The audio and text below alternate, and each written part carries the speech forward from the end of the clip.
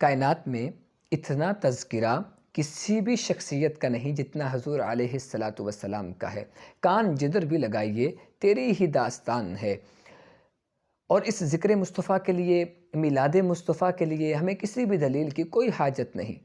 بات پھولوں کی ہو اور بلبل پوچھے کہاں لکھا ہے، بات شمع کی ہو پروانہ دلیل ڈھونڈتا پھرے، ایسا ممکن ہی نہیں۔ تو پھر ایسا بھی ممکن نہیں کہ ذکر نبی کا ہو اور امتی پوچھتا پھرے کہ کہاں لکھا ہے، بلکہ اہل ایمان تو ذکر مصطفیٰ سے اپنے قلب کی تسکین کا سامع کرتے ہیں۔ محب کے لیے اس سے بڑی بات کیا ہو سکتی ہے کہ اس کے محبوب کا تذکرہ چھڑ جائے۔ مطرب سے کہو کہ چھیڑے ذرا اس جانے تمنا کا قصہ، فرقت کے بھیانک لمحوں میں کچھ دل کو سہارا ہو جائے۔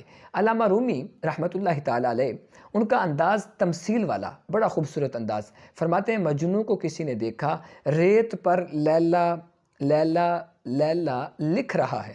کسی نے کہا مجنوں یہ کیا کر رہے ہو؟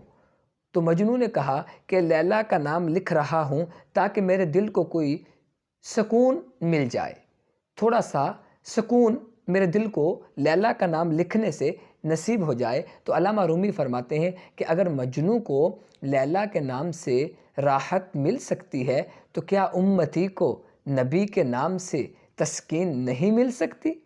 بلکہ میں خانہ سہارا دیتا ہے، نہ جام سہارا دیتا ہے، ہم کو تو مدینے والے آقا کا ایک نام سہارا دیتا ہے۔ ان کا نام لبوں پر آئے میٹھا میٹھا منہ ہو جائے، ان کا نام لبوں پر آئے میٹھا میٹھا منہ ہو جائے، ان کے بول بہاروں جیسے اور اصحاب ستاروں جیسے، ان سا پیارا اور نہ کوئی، ان سے بچھڑ کے لکڑی روئی، وہ جب سیر کو جایا کرتے سر پہ بادل سایہ کرتے۔